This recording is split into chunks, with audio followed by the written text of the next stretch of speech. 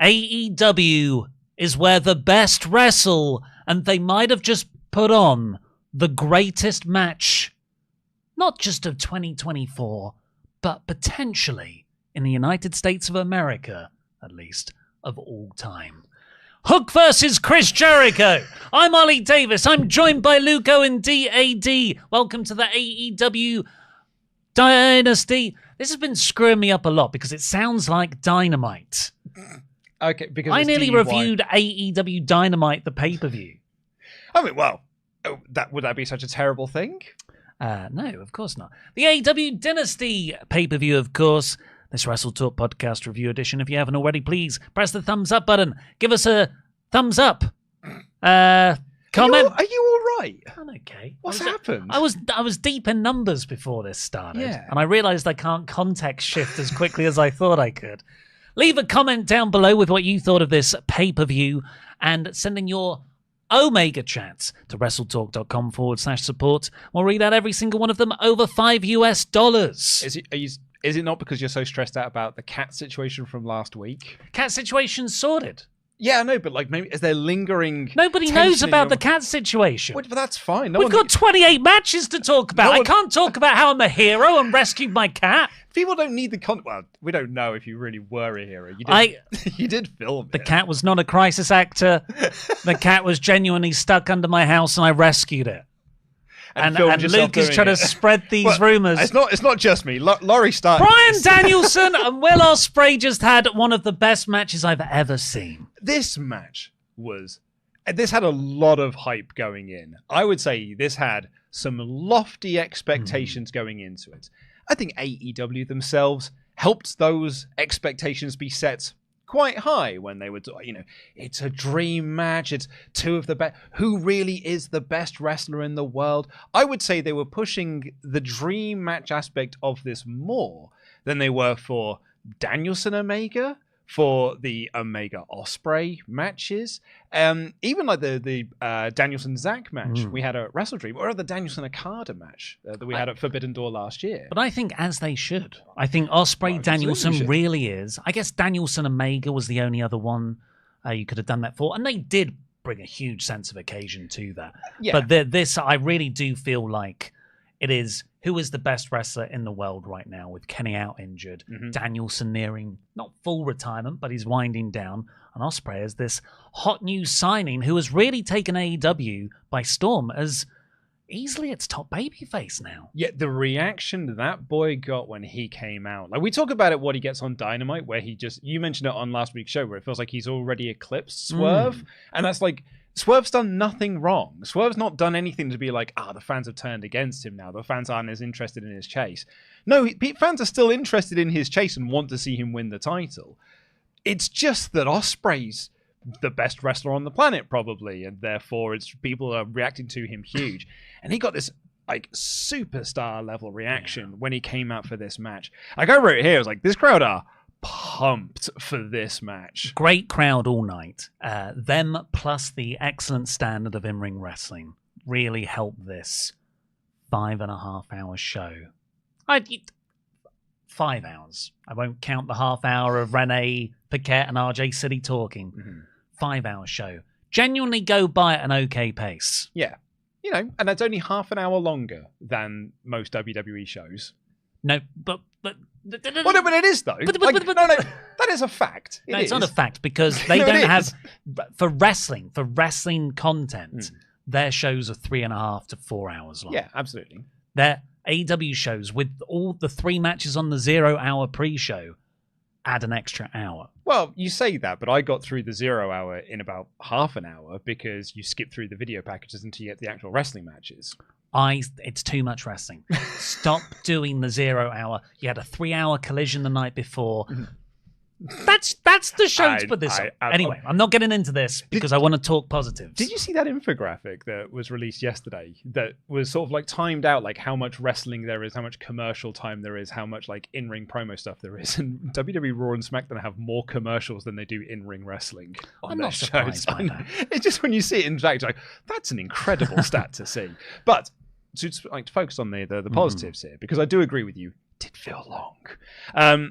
this match was so incredibly good. And as I was saying, like this had incredibly lofty expectations going into it because AEW themselves were like, it's a dream match. It's the two best wrestlers on the planet. Who really is the best wrestler?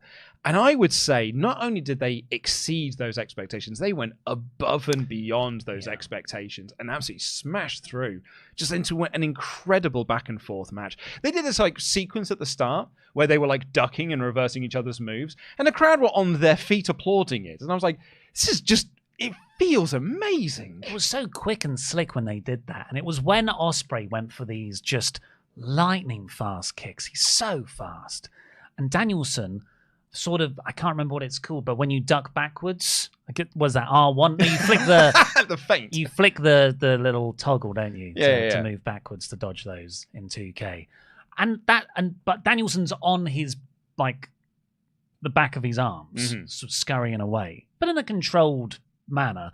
And up until that point, Danielson had been smiling. You know, he's like, yeah, we're going to have a match. We're going to beat the crap out of each other. That's what me and the Blackpool Combat Club are here for.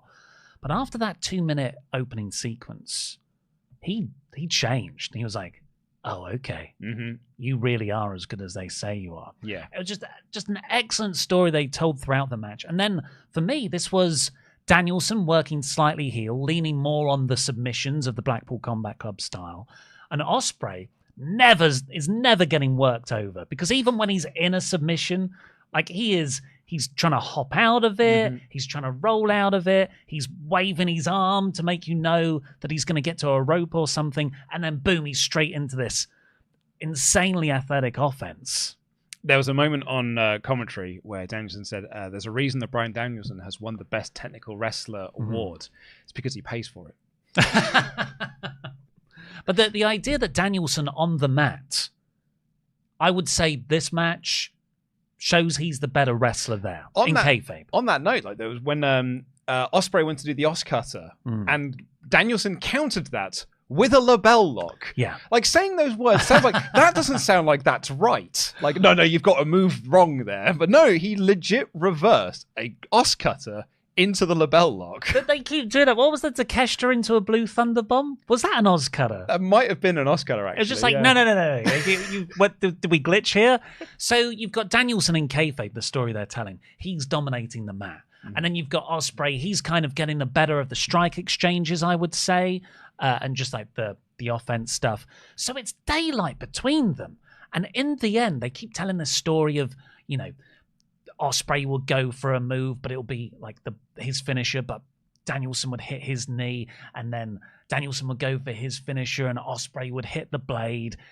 And it comes down to this just an incredible sequence where Danielson finds himself in his corner, and he's going, yes, yes. And the crowd are going, yes, no, yes, no. Great crowd all night doing that.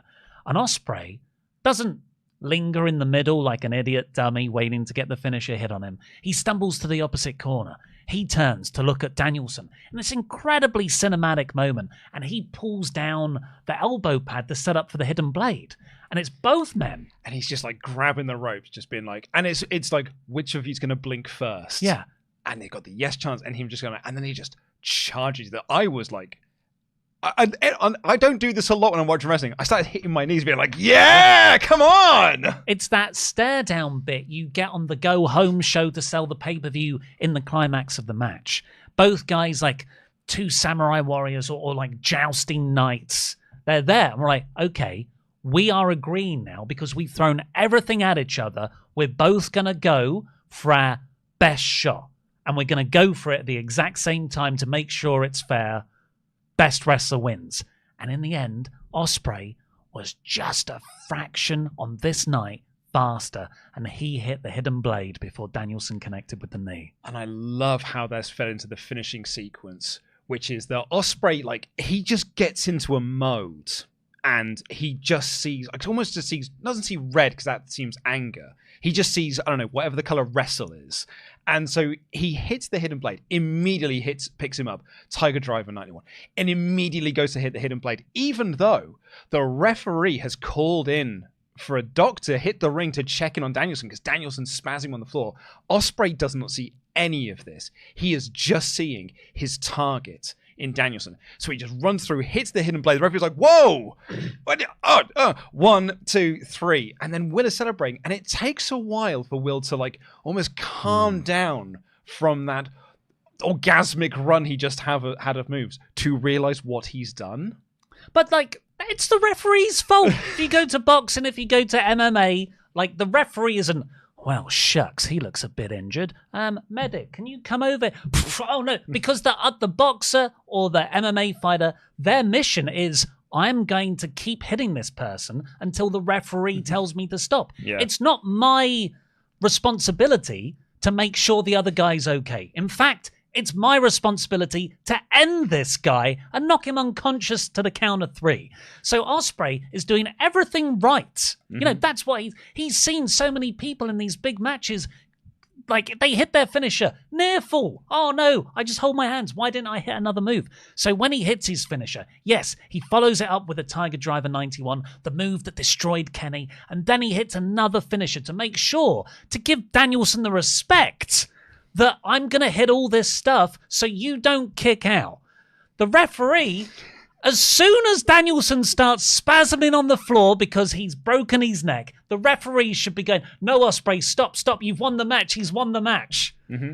Look, I'm not crapping on this angle, but I'm just saying Ospreay should not feel bad. No, but that's kind of the genius of it, right? Because he does. We'll come on to that in a little bit.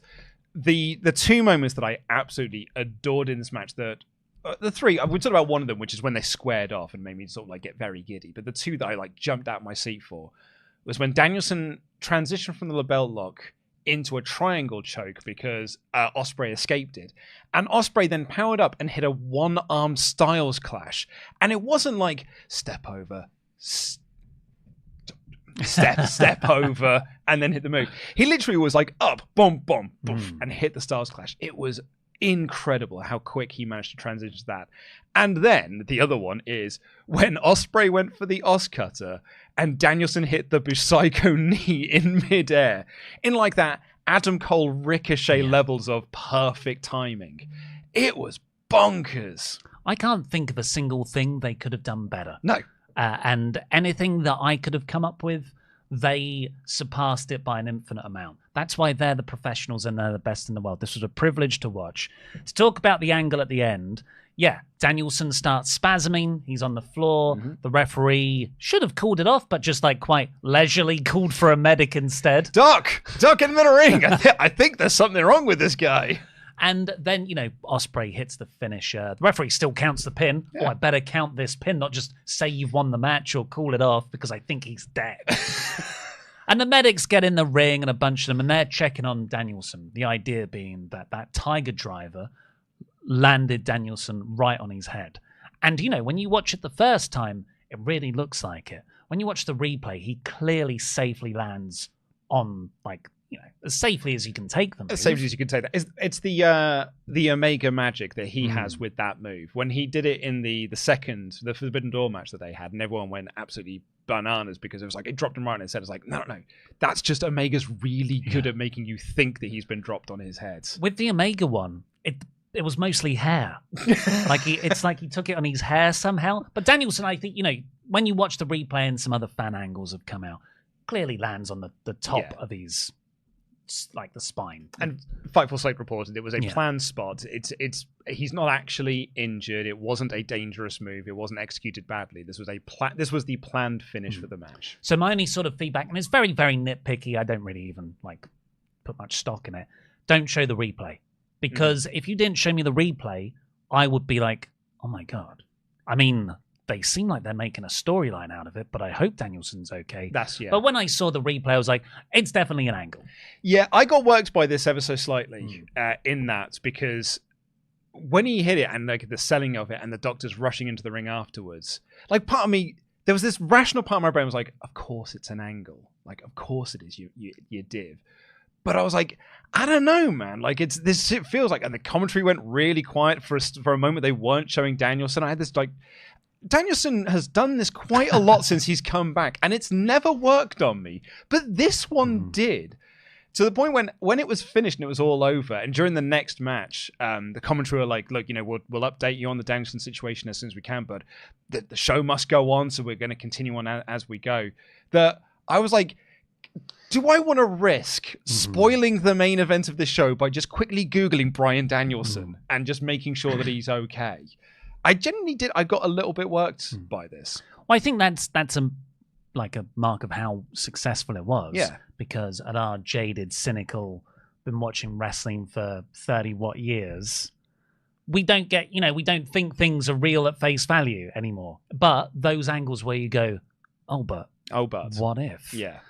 They're really sort of concerning and dramatic. Going to give you one more of my favorite Ospreay things. And this is, wrestlers do this a lot, which I kind of winds me up a little bit. And I'll give props to Drew for this as well. If you have a running move and that person is going to block it and or duck it or whatever, I really appreciate that when Ospreay is going for the hidden blade, it's up to you if you duck. Like, he just swings for the fences when he does that. And he's like, if I hit you, that's your fault. He's like Edge when at the end of them, it's Adam Copeland, when at the end of his match, when he knew he was going to hit with the black mist, he sort of runs, stops, so he can get hit with the mist.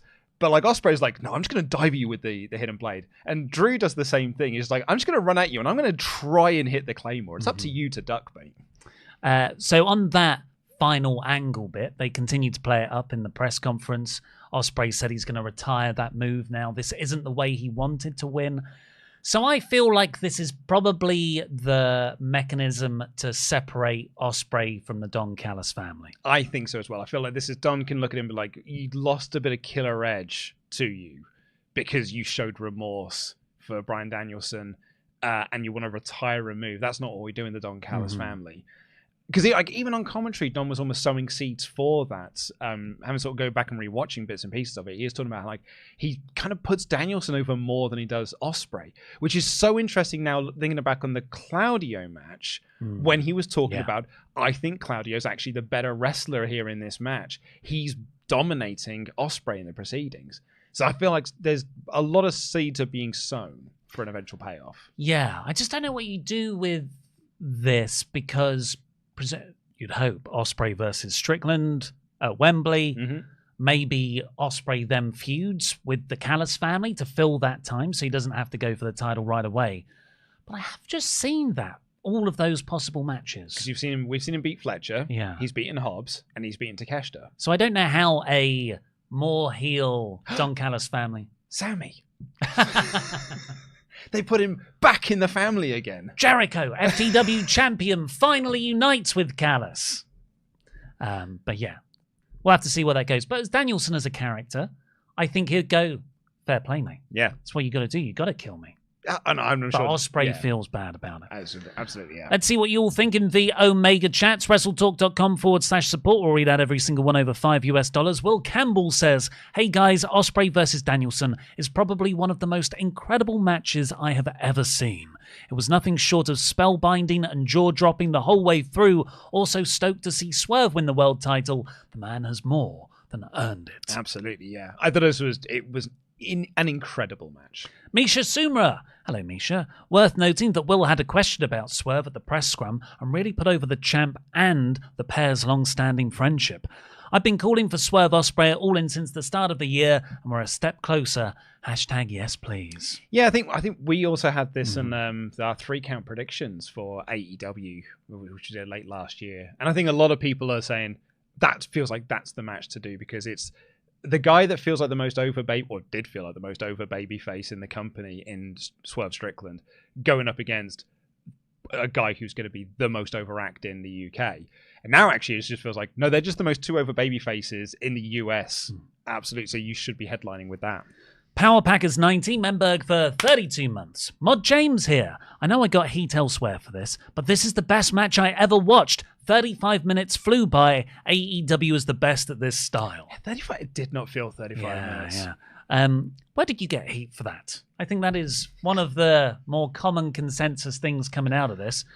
Oh yeah, that's one of the best matches I've ever seen. Yeah, I don't think I've seen anyone say, oh, that was a bad match. I'm sure some knobhead will. Like, I'm sure Disco Inferno on his podcast will say it was a bad match. Don't say his name. He Google searches. He'll react to this clip. I said to my lady partner this morning, she said, how was the wrestling? I went, it's honestly probably had one of the best matches I've ever seen on it. And she went, you say that a lot.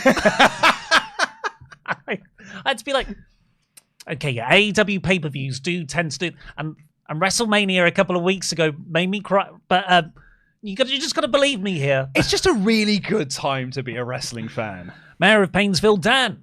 Hello, Luke. Hello, Ollie. Hope you're doing well. Danielson and Ospreay was a great match. Fantastic. Will has been winning me over more and more in and outside the ring. P.S. It is really hard not to mention the usual things I mention, but I am trying. I also thought Will had a really good showing at the press conference. I thought he was, particularly the Triple H question, I thought he handled that really, really well. Oh, this is the best way to reply to troll Triple H. Mm-hmm. Troll Levesque is to just put on the best possible matches. And finally, for now, T3 a bag 3N says, such a privilege to watch live in person.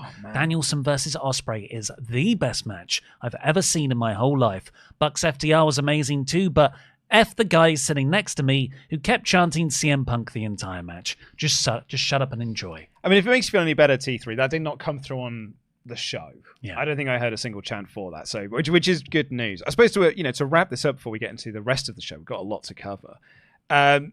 It's people talking about match of the year candidates. Where do you stand on that? Yeah, we were running through these in the office. I think it's better than Takeshita Ospreay. I love the Cody WrestleMania main event and Sammy and Gunther and stuff, but this is a better match for me in the ring, not in terms of emotion, I would say. And yeah, the Okada Danielson, I think it's better than. Yeah, I think so. I need to go back and rewatch Okada Danielson because I thought that was better than their first outing, the one they had at Wrestle Kingdom. I thought that was better than the first one they did. Danielson's Zach was really good. And I think this is partially because I was there, so I've got a little bit of perhaps some bias towards it, but Ospreay Oku at Rev Pro, I think is my favorite match of the year. It's certainly I think it's the greatest wrestling, I've said it's the greatest wrestling match I've ever been in person for, slightly eclipsing Ishii, Keith Lee from 2017. But I think when it's all said and done, we'll be looking back at this as probably the match of the year. The 0 Hour had 3 matches on. We got Matt Sydal versus Trent. Fine match. Trent won. I would say that Trent is just coming off of this heel turn. This is his first match since then. Putting him on the 0 Hour against Matt Sydal in what was actually a competitive match immediately slots Trent at a level when he could have had a refresh. You were also calling for less matches on the pay-per-view card. Yep. So I don't think you can really win in this scenario. No, I'm saying just don't have this match. And promote, Trent returns to action on Dynamite. But they did use this to promote that they're doing the big angle on Dynamite. Because after the match, he called out Chucky T. What's the point of a 0 Hour? Well, it's to sell you on the pay-per-view. Yes. But it's also there it can advertise Dynamite as well. Trent left up the entrance ramp and said to Chucky, who sort of saved Sydal from a prolonged beatdown after the match, and said to Chucky, tell me which side you're on. I'm giving you until Wednesday. And then Cassidy makes his entrance for his tag next, and Trent's sort of caught between the two, and he scurries off when Shibata turns up. That turned into Cassidy and Shibata versus Shane Taylor Promotions. I really enjoyed the chemistry of these 4 guys. This is like what you want to have on a pre-show to kind of make you want to buy the pay-per-view and see some more fun wrestling and good wrestling like this. I particularly thought Cassidy and Moriarty were really good together. And Go-Go's trying to interfere, but ultimately, who won the actual match? Well, Orange Cassidy and Shibata did. Yeah, but who won? Orange Cassidy. Orange Cassidy did. So I'm going to say a lot of things that I'm like, this, I wouldn't have had this, or I would have done it this way about a lot of things on this pay-per-view. But please don't let that detract from, I think it had 4 excellent things, which more than outweigh all these sort of mid-card, undercard foibles. That's fair. Well, that is because, Ollie, as we have discussed on the show before, you can hold 2 opposing thoughts in your head, and both of them are correct. So here, for instance, I wouldn't have Shane Taylor Promotions lose again when Trent could have cost Cassidy. Don't have the Trent match. Have Trent cost Cassidy and Shibata this match. Give Shane Taylor Promotions a win. And then the final match on 0 Hour was the Acclaimed versus the Bang Bang Gang, unifying the ROH and AEW 6-man titles. Woohoo! Hopefully this is now the end of it. And we can maybe do a bit of a restart on this trios division. And the Acclaimed. Yeah, and Bullet Club Gold. Yeah, are they Bullet Club Gold now, or are they the Bang Bang Gang? Or what, is it like Juice Robinson makes them Bullet Club Gold? Well, that's what I don't know. It was more my question. Because there's a lot of chat online about how people think the Acclaim should break up, Bowens go on a single run and things like that. But you watch them you watch the reactions that they get on shows, and people really like the Acclaim. So they kind of get over in the building, but they don't get over online, is my current read on them. I don't think the Billy Gunn match particularly helped. And I haven't got a lot of notes for this match, but one of them is I could really do without this no selling from Billy Gunn. Yeah, Jay White hit him with the bat, and Billy Gunn still kicked out. And I was like, oh my God, are they actually going to have Billy Gunn win? Beat him twice. Or like kick out of a Blade Runner or something. But thank God, Jay White got the pin on Billy Gunn. Mm-hmm. Still nowhere near enough to make up for things that have happened in this feud. Nope. But at least Jay White ended up on top. And I think this is now the end of it. And that is good for everyone. Max Caster had like an extra a cappella verse. I'm sure it was planned, but it did seem like he just decided to do it on the fly. I'm just going to do some more. And people don't like me at the moment online. I better do another rap that'll make people laugh. And it was significantly more non-PG than usual, I'd say. I was going to say the D word. Yeah, after some words about violation and stuff. I know. I thought, okay, I don't know if this is helping build the match, but I guess it did get people into it. Because it shocked people. Considering that people were still coming into the building at this point. The match was shockingly loud. But yes, that is the 0 Hour. The main card opened with Okada versus Pac for the Continental Championship. I've learned the names of all the titles again, so I'll stop mixing up TNT and International, I think. I think memory serves. I'm just going to double check this. But yeah, there is only one match on this card that doesn't feature titles. And it's the best match. Yeah. So Okada and Pac, I was very curious to see a pay-per-view Okada on the main Okada, if you will. And I just thought this was excellent. This match from the start to the end, it was like 20 minutes. It wasn't boom, boom, boom, big athletic moves. Pac might hit a top rope brainbuster at one point or a Black Arrow attempt here. But they were really 4 or 5 minutes apart. It was a really nice building match. I really loved this match. I thought this match was awesome. It ruled. I thought Pac looked great. Okada I thought was fantastic. When he went to do the Rainmaker pose and just gave the audience the finger instead, I properly laughed. And the crowd reacted to it so good. F Okada chants ringing throughout the arena. I forgot he was a heel for a moment, because just before then he started like, come on, and riling up the crowd. I was like, yeah, okay. Well, you're meant to be a heel, but what if this is fun? And then he flipped the bird. Brilliant. And I particularly enjoyed as well Pac doing the deadlift German suplex and then putting over on commentary that how difficult that is for Pac given the height difference, which is a nice touch, because that has been a lot of the build for this match is I am not as tall as you. Like Okada standing above him being like, you're a lot smaller than I am. Pac had that promo. It's like, yeah, I'm not as tall as you. I'm not as flashy as you, but I'm also not a flash in the pan. So I thought them doing that spot in the commentary, highlighting that, I thought was really neatly tied together a lot of the story beats they had going into it. Okada won, but there was a little bit of shenanigans. Pac was going to go for his Black Arrow, but Okada pulled the referee in the way, and that momentary delay allowed him to get the knees up, which would seem to go right into Pac's face. And then it really did. Really quickly, one Rainmaker. So we've reset the power of the Rainmaker, which I'm totally for. So when we do get the Rainmaker kick out later in the year, it'll be huge. Yeah, when he got the knees up there, I was like, we've already broken this man's orbital bone. So I don't think we need to do that again.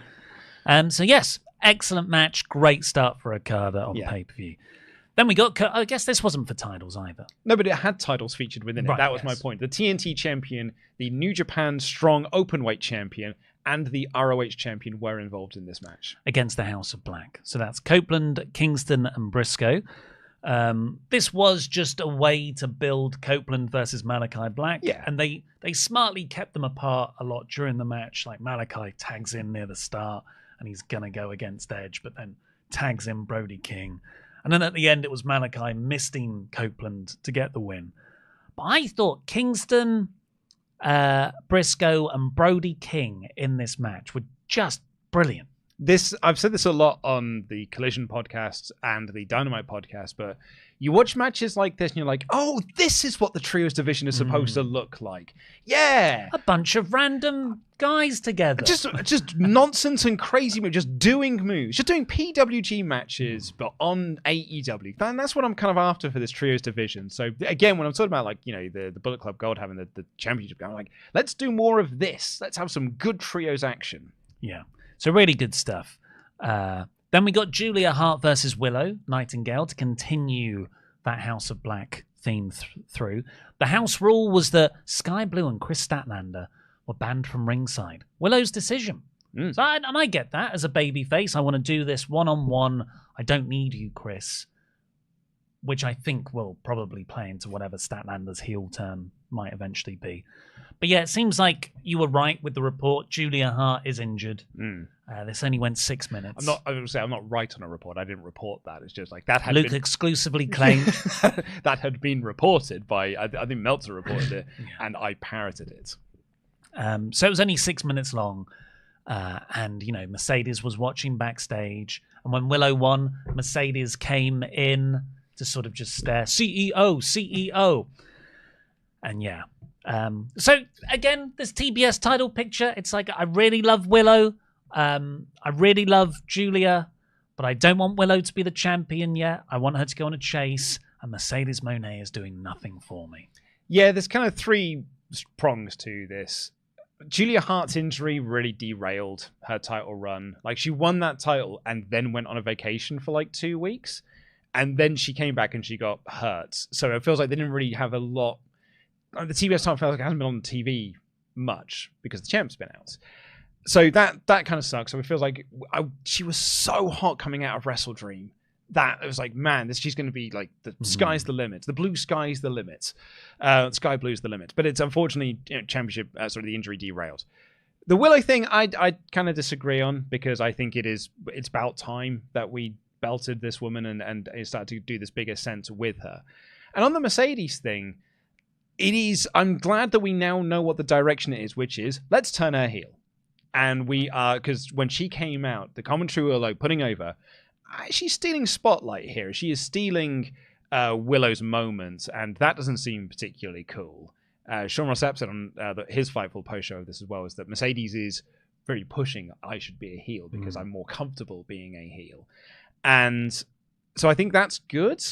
And I'm now starting to potentially buy into the idea that her terrible promos and her watching TV weird is all a meta commentary to set up the heel turn. I don't think so. And even if that is the case, I don't think it's been done well. Oh, no, not at all. I mean, we'll talk about good ideas not working in front of crowds when we get to the Hook Jericho match. I would say on the Willow stuff, yeah, it's great that she's got her moment and it's a long time coming.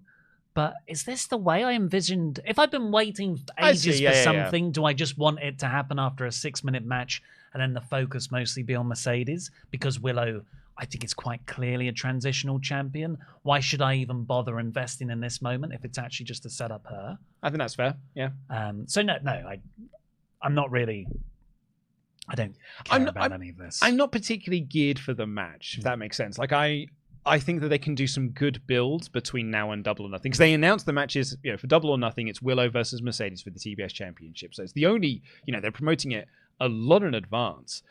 I've seen some people think it could be the main event. I don't think it will be. But I think you can do some good build for now. As it currently stands, I'm not that interested because I don't think AEW's presentation of Monet since she's come in has been good. I felt like there was an opportunity to do an angle here to heat everybody up. Would have involved turning Mercedes heel, though. Mm-hmm. But I think when there aren't that many major angle talking points coming out of a pay-per-view, I think the show would have benefited from this if I was to be in charge. Maybe they've got a better plan. Also, on the press conference, Toni did, I'm pretty sure he did say she isn't cleared yet.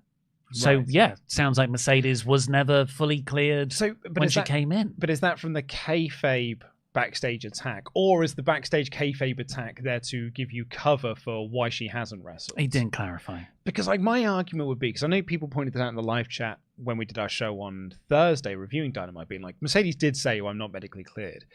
I would have done that angle a lot earlier as opposed to her doing this promo where she's like, I'm here to wrestle the best, and then not wrestle for 3 weeks.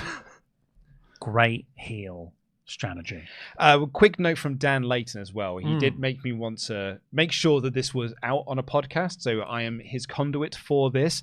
Mercedes' hair clashed with her dress. Right. Great. I said, do you want me to change the title and thumbnail for the podcast? And he's like, if it was up to me, I would. But if you want to lead with the Ospreay Danielson thing, go ahead. Roderick Strong then defended his international championship against Kyle O'Reilly. And as I predicted on our predictions show,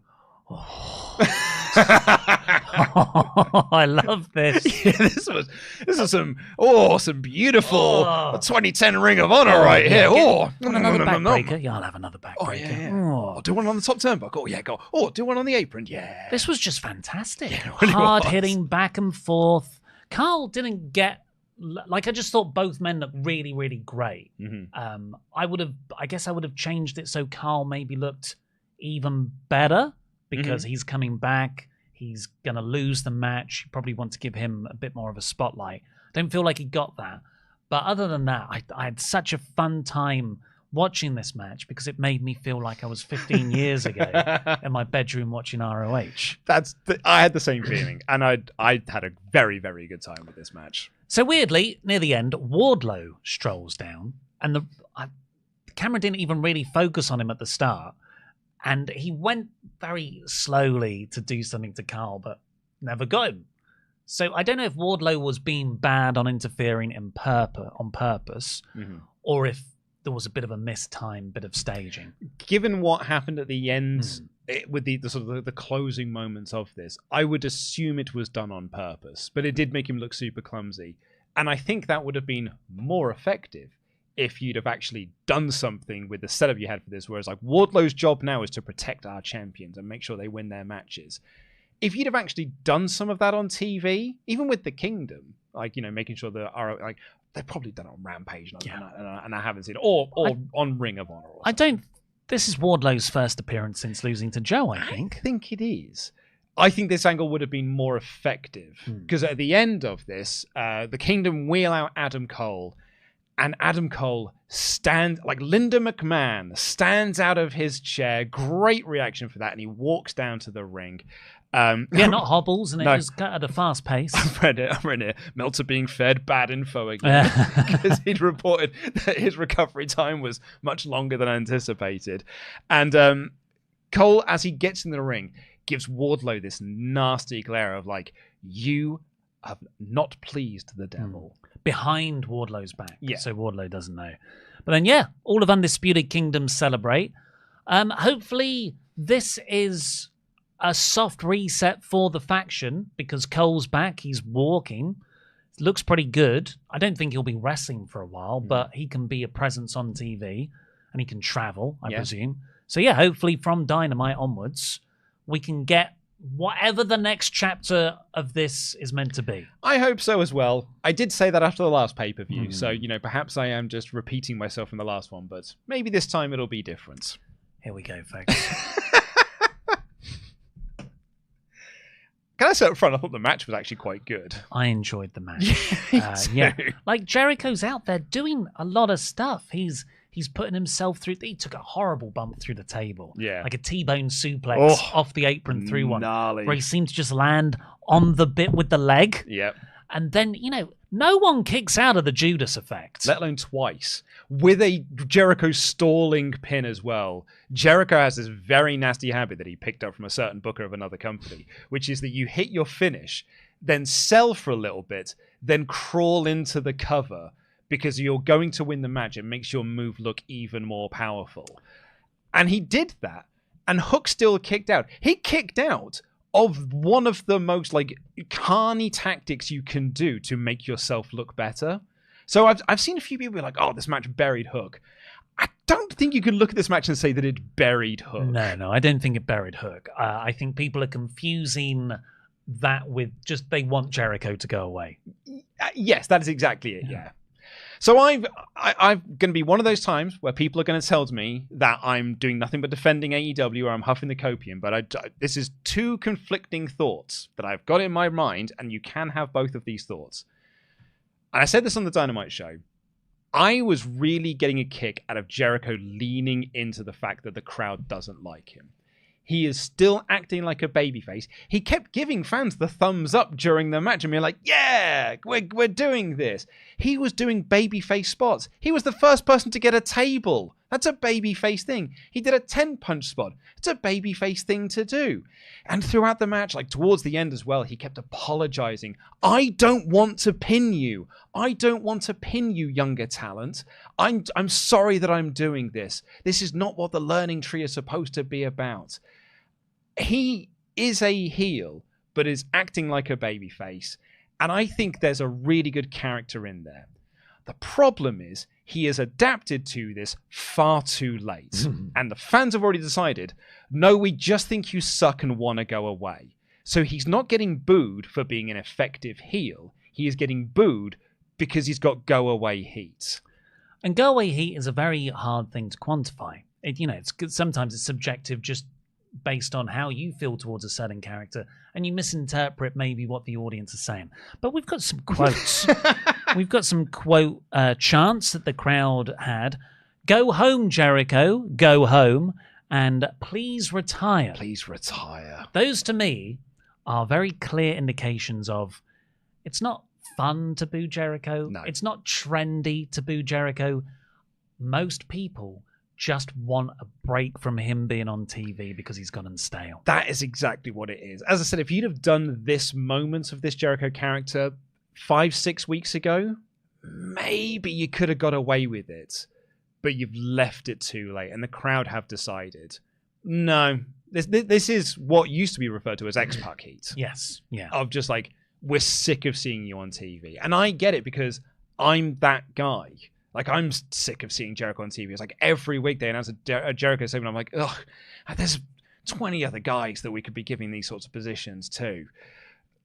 But, they're also, I think, credit to them, they tried to do this thing. It's just, it's not going to work because you've left it too late.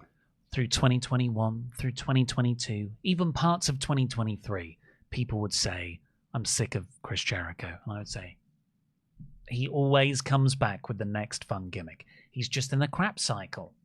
And then he'll come back with a JAS or the Ott Show and that great Ring of Honor title run. Or the Action Andretti thing, at least the start of it. Mm-hmm. But honestly, he's got to take a break now. Yeah, this unfortunately, this was a WWF 2000 Hardcore Plunder match. And so I enjoyed enjoyed. So I enjoyed it from that aspect. But it was not going to work. No matter how good this match was, the story of this match was going to be the crowd were telling Jericho exactly what they think of him. And now Jericho's the champion. Yeah, but it's not a proper champion. It's not a belt. It means the feud continues. It's not recognized by AEW. If I was AEW, I would listen to what your audience is telling you here, because I don't think this is an isolated instance. This isn't just this was St. Louis, is that where it was? Yeah. Yeah, so it's not just an isolated instance to St. Louis. This was happening. They put up a match graphic for Jericho on Dynamite and it got booed. I think you need to kind of listen to your audience here. After that, we had Toni Storm taking on Thunder Rosa. Or maybe I'm just huffing copium. Toni Toni Storm versus Thunder Rosa was up next for the AEW Women's Championship. Thunder Rosa took her entrance mask off, and she didn't have her normal face paint. Ooh, good reveal. Cool reveal. Yeah, got a good pop. And the crowd were really into this, as they were on loads of things on the show. Me, and I've seen a lot of other people be very into this match. I'm one of them. I really like this match. To me, it never really clicked full on with me. I didn't enjoy the Deonna Purrazzo stuff. When she briefly brawled on the outside. I like it because it was tying into the story they were telling leading in to the match. Yeah, but that story to me, there was no payoff to that story here, and I don't know why Purrazzo would do this, because Thunder Rosa has frequently rejected her help, and vice versa. So that didn't do anything for me. And then the pair of them want to have this be a fair fight, but also don't want either of them to be the one that makes this a fair fight. And then Toni Storm sort of dragged the apron in to cause a little bit of a distraction so she could hit the Storm Zero to win. Yeah, she hit a low blow in the Storm Zero for the win. The low blows work. Well, yes, I believe so. I think it is a misnomer to think that kicking a woman in the vagina does not hurt. Oh, kicking anywhere would hurt. Well, exactly. But when it's done to a bloke, it is debilitating. Yeah, well, I mean, I don't know if you kicked a woman in the vag, it would hurt as much. Having said that, Shelly Martinez yelled pretty loudly about that in her match on TNA. So perhaps it is. I don't know. I'll have to ask some of the the people in the comments. Oh God, let us know. Get a poll. Get a poll going. Because I know they did the gimmick in the Matt Cardona Maki Ito match where he kept trying to low blow her and it had no effect. It was not effective, and there were a lot of people being like, no, that does hurt though. But that's a comedy moment in a comedy match. So maybe I don't know. But I really liked this match. And the Toni Storm gimmick I've kind of run hot and cold on. At times I've really liked it. Other times it's been a bit much for me. But I think between this and the Izumi match, I'm like, no, I'm quite on board for this run at the moment. That's 2 back-to-back matches where people have said, and I've had the same thoughts, that's the best match of this Toni Storm character. So Toni Storm retains. Wonder who she fights next. Well, they very much set up it. They're going down the Mariah May direction on the post-show media scrum. Oh, wow. Because they were saying that she is ranked number 1, and Toni Storm immediately left the press conference because she doesn't want to answer that question. So we are heading towards the Mariah May. That's a breakneck speed pace for a breakup in AEW. Those things typically take 3 years. I know. And there's actually people have noticed as well that there's a lot of times where Mariah May's been eyeing up the title very subtly as well. I think it's actually been quite subtle in how they've done that. But I don't know whether that's the next direction they go, because there is unresolved stuff with Deonna Purrazzo. Maybe they'll do a 3-way match at Double or Nothing, because Purrazzo and Rosa can do a 3-way there, maybe. Danielson Ospreay was next. Just on rankings, Ospreay was ranked number 3 going into this, and Danielson was ranked number 4. So I don't know if that moves if it moves Ospreay up. I don't know. Who's number 2 and 1? I don't think they know. Well, it was Swerve's number 1. Yes. At least he was. And I don't think they know either. They brought the rankings back to kind of shut up online fans who are whinging about the fact that there are no rankings anymore. But they don't want to do rankings because they're a pain in the ass to keep track of, and people bitch and moan about them when you do the rankings. So I just wouldn't have bothered. FTR then took on the Young Bucks, or the Jacksons, sorry, in a ladder match for the vacant AEW World Champions, but so much more was on the stake. On stake. On the stake. This was like a peppercorn sauce. They'd had 3 matches in the past. This was the 4th encounter. You had FTR had won 2 of those. Bucks had only won 1, so it was to sort of draw the series level. One of those FTR wins is tainted. Yes, of course. They didn't get to pray beforehand. And it would also mean the winner would become the first ever 3-time AEW Tag Team Champion. And also there was the looming scapegoat spectre in the background. The 4th part of that as well is that they were following Danielson and Ospreay. So we're like, well, we need to go out there and just go hell for leather. And Dax did that by bleeding almost immediately. Yeah, Dax bleeds right away. Cash is like, I'm a cruiserweight now. And just starts doing these insanely fast dives around the ring. Bloody hell, that tope he did. They took him out for the rest of the match. He went to the 3rd row. It was a good job there was a table there. The Jacksons are just like, they're like ladders. What's a really good comparison of someone who's really familiar with something like a the fish Hardys. in water. Okay, yeah, I was going to say, they were like the Hardys in the year 2000, Yeah. where it's like, you just get a ladder out and the Hardys know what they're doing with it. So the Bucks are great, and they've got all these little spots around the ring where like they hit an EVP trigger on Cash, who's crutched on the ladder bridge. Yeah. Pile drivers through ladder bridges, 450s to the outside. Through tables and stuff. Yeah, 450 by Nick off the top rope, through a table on the floor, while on the other side, Dax was giving Matt a pile driver through a ladder, which completely collapsed and stuff. And Dax looked at him like, "Oh yeah, you're going to do that to my mate? Yeah. Well, I'm going to do this to your mate." It was like every time one of them would go through a table on the other side of the ring, the other one would go through a table. This was the exact sort of crazy action you would expect from a Young Bucks ladder match. And I loved it. And they needed to go with this hard and this fast because this crowd were pretty like exhausted from the Ospreay Danielson match. Plus, you had that angle there at the end where Danielson, like, doctors are taking him out of the ring. So there was a little bit of like, oh man, we've got to try and get ourselves into this. But the action was so hot and fast from the get-go that they were already there. So also by this point, the show was 4 hours into its wrestling. Thankfully, the crowd was so hot that they were still there, but all those things Luke said. Me personally, I just want to watch this match again in isolation because I know this is a great match and I really enjoyed it, but I was just as wiped out as everyone else was in the arena. I didn't get that moment until the main events. I think that is when I hit I've had my fill now, which is a shame. So the finish was Dax was climbing up to the ladder, even though Cash had sort of taken himself out with this insane dive outside. So a man in a Sting mask ran in, pushed over the ladder. Security apprehended him and sort of pushed him into the corner, pulled off his mask to reveal the poop-eating grin of scapegoat Jack Perry. He's very like... It was such a great evil smile. What was amazing about this is that this fan jumped into the ring and the security at ringside dove into the ring as if it was a real fan. Like, they really sold how like a legit thing that this was. But the second that they took the mask off, they all just stopped to let him have that camera shot moment when he could go, yeah, I'm back. Cry me a river. I obviously still think the Punk footage was a mistake. Yep. But I would not feel the same way about Jack Perry's grin without that footage. I did not see this coming. Oh, really? Well, in terms of the Punk footage was a mistake. Absolutely, it was a mistake. Like, I think we can all agree, not a good choice.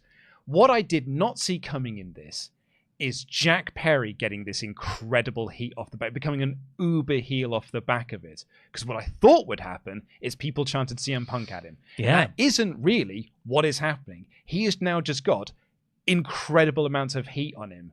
And I didn't think that was going to work. And it sort of has. Still wouldn't have done it, because I still think he would have got heat coming out of this anyway, because he's aligning himself with the Bucks, who are the evil EVPs. So it still would have got heat. But I didn't see that coming. I didn't see it working that well. Because, I mean, that Windy City Riot entrance is absolutely incredible. I don't think it's the same person. Oh, no. You told me this was Jungle Boy. Is this another Dana Brooke? Yeah, scenario? they've recast him. So the Bucks won in the end, which I really like, because you've got, in the Elite now, Okada, Continental Champion. That's right, isn't it? They're the tag team champions, and now you got Jack Perry there as well. Easy feud for him and Daniel Garcia, which you kind of predicted on the Dynamite review. I think it's the direction to go. I thought this was a great match. I thought it was a great return. A really great moment. And the main event was for the AEW World Championship, Samoa Joe defending against Swerve Strickland. Swerve came out in a Black Panther-inspired outfit. I was looking at reviews just to see what other people thought of it, and I saw this review, and it was like, oh my God, how tone deaf can AEW be? They don't understand wrestling. I was like, what? Over this Black Panther gear? And I clicked in, and it was like, Warner Bros. Own TNT where AEW's aired, and this is a Marvel thing. Like, what? There's such a... I was like, what's going on? This is such a weird... It was a joke review. And I got totally worked. It was on Bleeding Cool. So that was very well done. But yeah, this was... they had a really decent match. Yeah, it was. there was a good story there as well. Like Swerve was working over Joe's arm. The left arm in particular, because when he then locked in the Kikina clutch, he couldn't lock it in effectively to its full extent, which is how he was able to escape it. Strickland kicked out of a muscle buster, which I was really shocked by, actually. I think that happened 15-ish minutes in. Joe exposed the concrete outside, hit a sick snap power slam on that, on Swerve.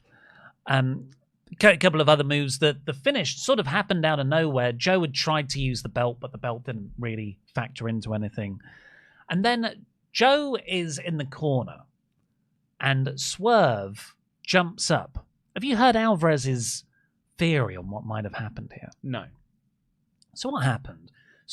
Joe's sort of in the corner area, and Swerve is up top, and he jumps over Joe, power bombs him off the side, and then hits a stomp to win.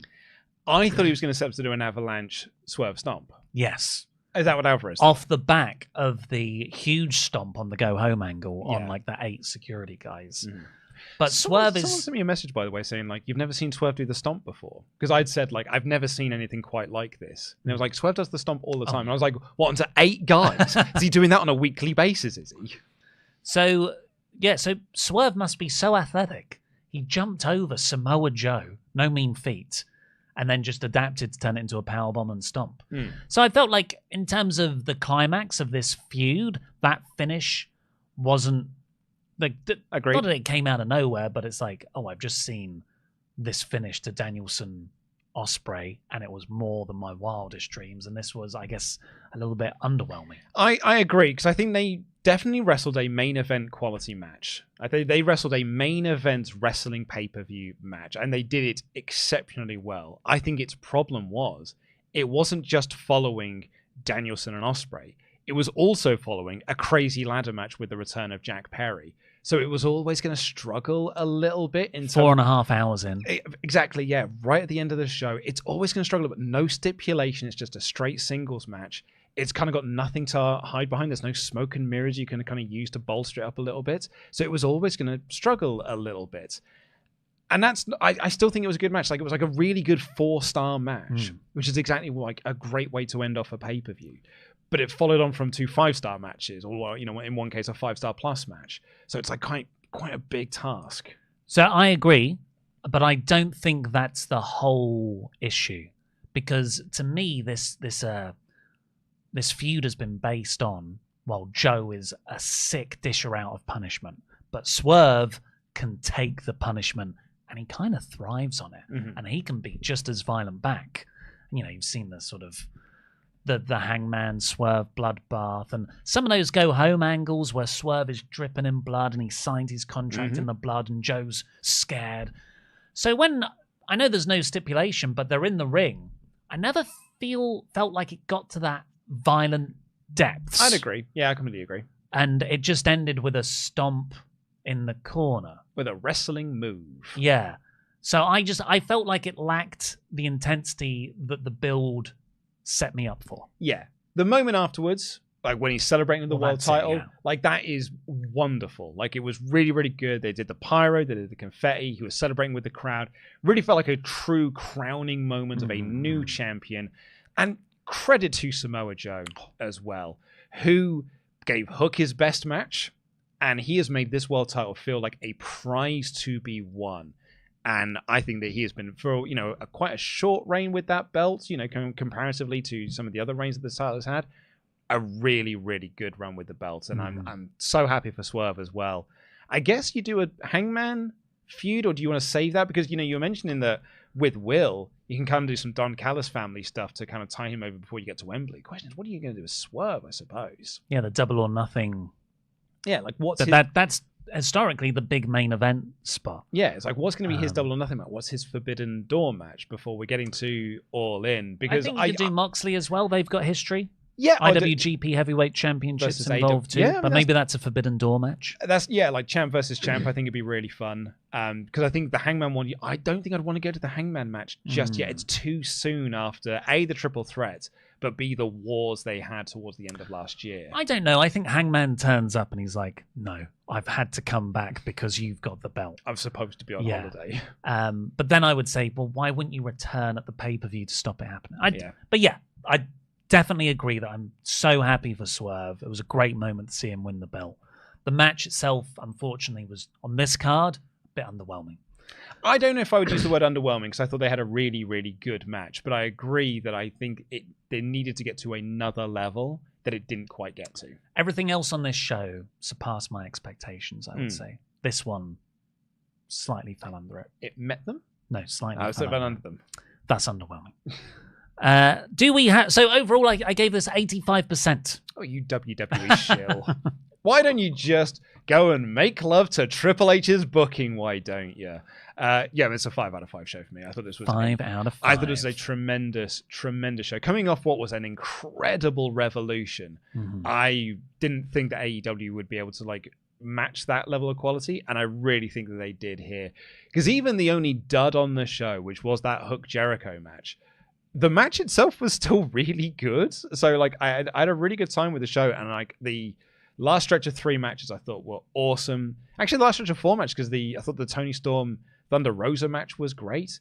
Great opener. O'Reilly Strong was great. Adam Cole's back and walking. Yeah, I just thought this was an excellent show. A really, really great pay-per-view.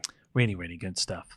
Let's do your remaining Omega chats. WrestleTalk.com/support. Last call there.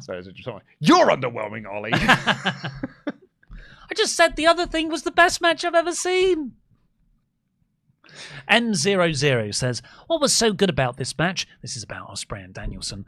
That was better than Roman versus Cody. Was there a story? Was there a reason for why they were having this match other than who's the best, not even being the champion? No, people just like this because Dave tells them to. I was sort of waiting for the punchline to come in there, but no, it's like... What, like it was going to be a swerve? Yeah. Well, no, it's there was the story. It's who's the best wrestler on the planet. That is the story they were doing. They were having matches leading up to this where they were trying to better each other and prove that anything you could do, I can do either just as well or even better. And then they tried to decide who really was the best wrestler. That's what the whole finish was about. Yeah, so it's been quite a clearly told story. Yeah. And, WWE's hot right now, but look back on some of the storylines they've done over the last year, even with Cody. Doesn't make a whole lot of sense. Username has not been recorded here, so please do tell the moderators and we'll try and give you a shout out separately. I love Will, and I think he's a generational talent. That said, I feel like Swerve's reign has an expiration date and is all in, where he drops it to Will. And that's sad. Hopefully he's the one who retires Bryan in Seattle, both being their home state. Oh, that's a really nice idea, actually. Yeah, I quite like that. Danielson said he'll never retire. Yeah. He'll wrestle, but just not on a full-time schedule. Yeah. I think All In just feels like the right time, but then maybe that's why you don't do it. Oh. Well, you do it the year after. I all said the same thing about 39. We all thought it was the right time. Turns out 40 was the right time.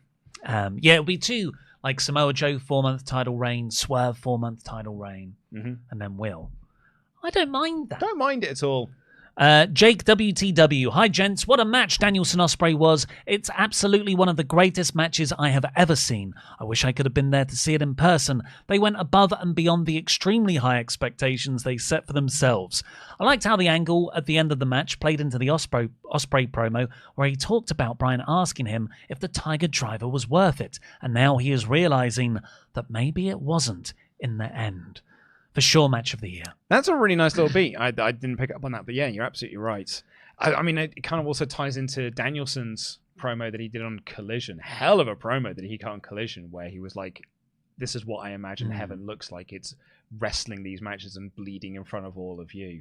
In wherever it was. Yeah. Rob Steedley, Memberg for 21 months. Super Dream match. Ospreay, Danielson, Omega, triple threat Iron Man match. Who you got? Ospreay.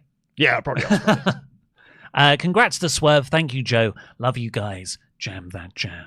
Jonathan Cantris, Memberg for 7 months in a row. Awesome show overall. Happy for Swerve winning. But when do you guys think Hangman will return to screw Swerve over and maybe even take his title? I think he returns on Wednesday. I think he's back on Wednesday. I think you're right. I think you might just go... Because you've set the story up that Hangman doesn't want Swerve being champion, so maybe now that he is champion, that is going to enrage Hangman even more. A hot tag to you. Breezy Steamy here says, incredible show, but the fact that Chris Jericho got a 20-minute match to go over Hook while we had a trios title unification with Jay White in the pre-show is a disgrace. Yeah. Yes. However, I think if you'd have done it the other way around, people have said putting Chris Jericho on the pre-show in a 20-minute match is a disgrace. I think currently everyone's unified in not wanting Jericho on the main card. I agree. Space Viking here said, I'm playing Devil's Avocado. Space Viking here said, old school ROH fan, seeing the fan wearing the old ROH title design put a tear in my eye. Shout out to Prince Nana, man. He's come a long way too. That's a good point. Yeah. I always forget that he was in Ring of Honor. Yeah. Lobi here said, it's insane that we got one of the best Manias ever, and then we got Dynasty 2 weeks later. This is one of the best months of wrestling I've experienced since I came back into it. Is this what it felt like when WWE and WCW were both at their peaks? I think it's better. It is better, and I'll tell you for why. The wrestling's better. Yeah. Because while some of those pay-per-views had like big, cool, shocking moments, they didn't have wrestling this good on it. Yeah, or even like really good nuanced storytelling either. No, that's a new thing. And you go back and watch some of those, like particularly the undercard scene in WWF in that 98-99 period. It is dirt. It is butt ass. It doesn't get good until the year 2000. But WCW was like the opposite, whereas like the undercard's really, really great, but that main event scene is butt ass. Golden Knights fan 84 said, "Hey Luke and Ollie, I found this pay-per-view meh. Too long and very predictable. The Danielson injury angle was a swerve for swerve's sakes. Jericho versus Hook, the six-man, and Tony Thunder should have been on the pre-show. Jack Perry return ruined the tag title match. 3 out of 5. I think it was predictable. Yes, I think we did quite well in our predictions, actually. I think I got a clean sweep. Yeah, but I don't think that's a bad thing. Because actually going in, we were like, oh, this could go either way for a lot of them. Yeah. I think sometimes very predictable means that made sense. Yeah. Yeah. And that's not a bad thing. Cody winning at WrestleMania was quite predictable. And like all the Avengers coming out. Not the previous year. No, I'm talking about this year. Yeah. CK said, hello. So many things I could say about this amazing show, minus Jericho. 2 things I will say. The crowd were brilliant. My friend in Illinois said, please be careful. Was pure Midwestern. Yeah, the crowd were chanting, please be careful. So quite a British wrestling channel we used to do as well. The second thing was Swerve's entrance. Breathtaking. Take care. A couple more things. Jack's uber smug face was so good. Will and Swerve will come across wonderfully in the scrum. Do you ever see a 3-way or fatal 4-way involving Will, Kenny, Brian, and Zach? Finally, I became a patron and appreciate all the work that you do. Oh, thank you very much, CK. Everybody else, go over to patreon.com/WrestleTalk and get loads of exclusive content from us. AEW don't really do multi-man matches, particularly 4-ways for their top title, although they did it last year with MJF. Yeah. And we had the 3-way with Joe Swerve and the 3-way a couple of years ago with Omega, Cassidy, and Pac. Yeah. I don't see that particular one happening. I also don't think it's the right match. Like they used to work because they're singles matches. Like I don't think putting it in a fatal 4-way makes it better. I think actually just like it. I think that's one of those ones where it's what do you say? It's like the sum is better than the parts. Yeah, is that how it's said? The sum is less than its parts. That's the one. Yes. Breezy Steamy Breezy Streamy. I hope AEW unifies the Continental and International Championships to make the International Continental title just to mess with Ollie even further. Also, Kyle O'Reilly vs. Strong is match of the night on any other pay-per-view this year. It was that good. Loved it. That happened at Revolution. It was a match now. I can't remember which one it was now, but it was just like, it was the Kingston match. And it was like any other night, that would have been like, conversation for match of the year. But on that show, it was like the 6th best match on the card. Please be careful, said, I was there. My first ever wrestling show. The crowd was electric. Ospreay Danielson was worth the price of admission alone. The Jericho go-home heat was real. And we all got to go home happy with Swerve deservedly getting the title. I'll never forget it. What a way to start your live wrestling experience. Yeah. Peace Ty said, good afternoon all. That for my money was one of the best pay-per-views I've seen in a while. Top 3 matches for me are Ospreay Danielson, Pac Okada, and Joe Swerve. But the whole card was absolutely lovely. Only gripe is Double J wasn't in the main event. Now, you want to talk about top title contenders. Global Force is back.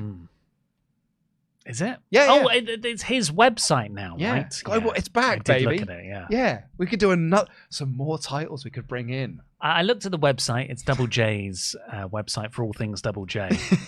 And it's such an eclectic mix. Here's some baseball news.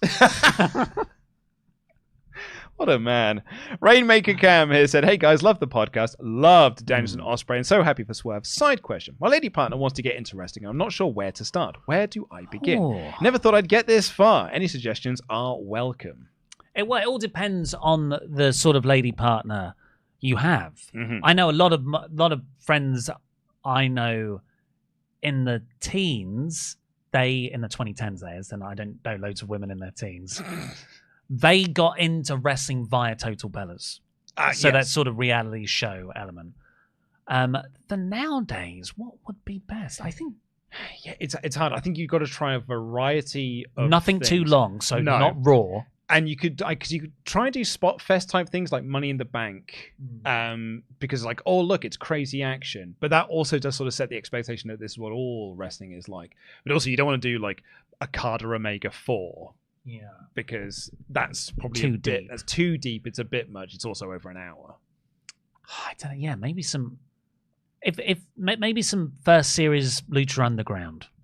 Maybe I've always said like the great clip to show a non-wrestling fan to like what is wrestling is the end of Backlash 2000s or like the main event of Backlash 2000, because that has got my brother's partner saw that and she was like, oh, I get it, I get what wrestling is, but it's not like she saw that and then was like, and now I want to watch more of it. I now disagree. I think Sami Zayn Bloodline, just go through the segments and the matches for that little part of the story. Good idea, actually. Because if she doesn't like Sammy after that, and that is top tier wrestling. And you get War Games in there as well. Yeah. Noah Fortner said, I'm severely out on AEW right now, but I want to keep up with it. That being said, why do people enjoy Jack Perry? I've been trying to understand why. It's just not clicking with me. Is it because of the punk stuff or in spite of it? Can you please explain? I think, we all enjoyed Jungle Boy back in the day. He turned heel. Never really connected with me in that run, but he was doing okay work. But now I feel like Real World Circumstance has given him the substance to actually capitalize on a heel character. Yeah. So I feel like it might be coming together for him. So that's what I would say. From the Top Rope said, I need Hangman versus Ospreay at Wembley. Ooh. Hangman being bitter about his spot being taken again and insecure about his place in AEW now. I think it could be magic. Thanks for the content. Listening while editing my own Dynasty review. Well, don't let that get too confusing. Ospreay needs to be going for the world title at Wembley. I'd like that, yeah. Breezy Streamy said, I know it's an AEW stream, but I've got to say this. Dominic Mysterio needs to win King of the Ring and proclaim himself Rey Mysterio. Oh, yes. And demand that his father change his name to something else because he's the only king he is of all the deadbeats. That's very good. Eddie Pat 14 said, Will and Danielson absolutely killed it last night, but this has been the one thing on my mind all weekend. Luke, and Ollie too, I guess, thoughts on the new WWE Tag Team Championships? Well, they look like the ones from the 90s, so I like them. Yeah. Like they are, it's legit. It's the best title design that the main roster has had in, probably since the 90s. Are we going to have to redo the TLC episode?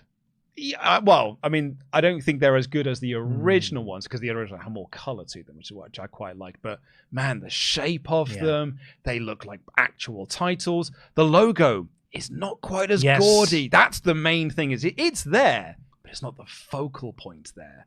And yeah, they don't look like toy belts. I think they are brilliant tag belt designs. Triple H knows his belts. Yeah, at least in that one. Juan has been a member for 30 runs in a row. It said, Swerve when I drive. Leo S said, hello lads. Ospreay versus Danielson was amazing as expected, but I think Callis will turn on Ospreay in the coming weeks so that we can have the Anarchy in the Arena match at Double or Nothing between Don Callis family versus BCC alongside Ospreay. Oh my God. Star power in that. Yeah. That'd be an insane match. But who's on because only the family, there's only 3 members. Because it's Fletcher, Takeshita, and Hobbs. Yeah. So who would be the 4th person for them if it's going to be Danielson, Ospreay, Claudio, and Marks, and then yeah. You sort of want you to return, and then Ospreay remains in the family. Yeah. I I would say War Games as well, not just Anarchy in the Arena. Yeah. Jason Poland here said, my first Omega chat. Just joined the Patreon at the $10 level. Loads of new Patreons. Go check out the latest episode of Survival Series, Thunderdome Edition. Thumbs up for the work of everyone involved with WrestleTalk and keep up being awesome. Ospreay versus Danielson is probably 6 stars without the Tokyo Dome, and it feels good to be in Swerve's house. And Clayton Davis has been a member for 14 months in a row. He said, if no story means having Shibata face Ospreay and Danielson to build a match, never tell me a story again. Loved the show. Hopefully AEW TV can pick up. I mean, I thought last week's show was Dynamite was great. Oh yeah, good show. Not the best go home show, but Collision had that. But it is coming off of 2 weeks of like. That's why we called it the bounce back episode. And lastly, Breezy Streamy here. Jericho should team with Jeff Jarrett and a team called Y3J. Also, forgot about Hangman with Swerve being the champion. Is it time for Keith Lee to finish his story? Oh my god, we're never gonna finish that story. Love Y3J though. Yeah, that is very good. Maybe now is the time. Maybe if Keith Lee's okay, like bring him back. That's your Double or Nothing main event. Should we check the poll for the final amount? Indeed. And thank you, new member Khalid Tarawi. Absolutely. We have a thumbs up of 89%. Wow. 8% in the middle. Huge. Well, it was a great show. If you haven't already, please do go and check out Danielson Ospreay. It's just a masterpiece. Yeah. And subscribe to this channel because we'll have Luke and Dan back here tomorrow reviewing Raw, and me and Luke will be back on Thursday with Dynamite, finding out who Swerve's next challenger might be. But for now, I've been Ollie Davis. This has been Luke Owen. Jam that jam. Jam that jam.